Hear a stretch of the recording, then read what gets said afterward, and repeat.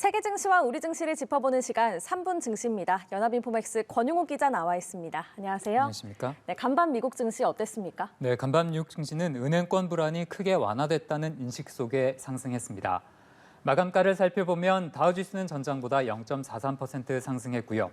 S&P 500 지수는 전장 대비 0.57%, 나스닥 지수는 0.73% 각각 뛰었습니다.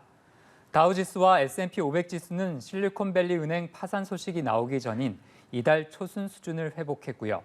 나스닥 지수의 경우 지난 2월 15일 이후 처음으로 종가 기준 12,000포인트를 넘어섰습니다. 투자자들은 하루 전에 이어 은행 위기가 진정 국면에 들어섰다는 인식을 키웠는데요. 또 채권 금리마저 안정되면서 주식 투자 심리가 힘을 받았습니다. 대부분의 시장 전문가들은 이번 은행 위기가 정점을 지난 것으로 평가했는데요. 갑작스러웠던 위기가 잘 봉합되면서 시장이 반색하는 분위기입니다. 전문가들은 동시에 연방준비제도가 금융위기에 집중하느라 기준금리 인상은 후순위로 밀려날 것이라고도 보고 있는데요. 연준의 기준금리 수준이 예상보다 낮아진다면 이 부분은 금리에 민감한 기술주에 호재로 작용합니다. 이런 영향으로 간밤에 빅테크 주가가 일제히 올랐는데요. 네. 애플과 마이크로소프트, 테슬라가 모두 1% 안팎으로 상승했고요. 아마존은 2% 가까이 뛰었습니다. 대형 기술주들은 대부분 시가총액 최상위권에 들어있는 만큼 시장 영향력이 큰데요. 빅테크 강세 속에 주요 지수 역시 상승 압력을 받았습니다.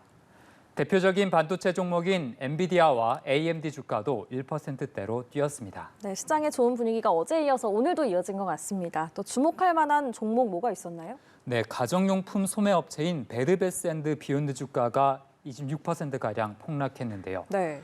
회사가 3억 달러의 유상증자에 나섰는데 자금 조달에 실패할 경우 파산 보호를 신청할 수 있다는 전망이 나왔습니다.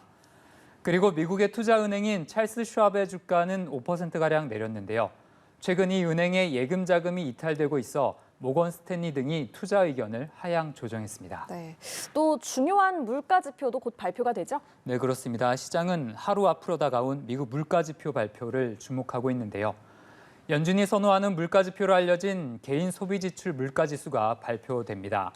만약에 인플레이션이 시장 예상치를 웃도는 것으로 나온다면 금리 인상의 경계가 재차 커질 수도 있습니다.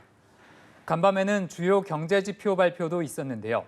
미국의 지난해 4분기 GDP 성장률은 2.6%로 집계됐습니다. 시장 예상치보다는 다소 떨어졌지만 경기 침체 우려에도 미국 경제가 지난해 3분기에 이어 4분기까지 두 개 분기 연속 플러스 성장세를 유지했습니다. 노동시장의 긴축 정도를 엿볼 수 있는 주간 실업보험 청구자 수는 19만 8천 명으로 집계됐는데요. 여전히 20만 명 내외를 나타내며 노동시장 여전히 일할 사람이 다소 부족하다는 신호를 보냈습니다. 네, 마지막으로 오늘 코스피 전망 어떻습니까? 네, 어제 코스피는 반도체 중심으로 0.4%가량 올랐는데요. 지수는 2,453부근에서 거래됐습니다. 오늘 코스피는 강보합권에서 출발할 것으로 전망됩니다. 세계 은행권 위기가 진정되는 데다 미국의 주요 기술주가 일제히 오른 영향을 받을 것으로 보이는데요.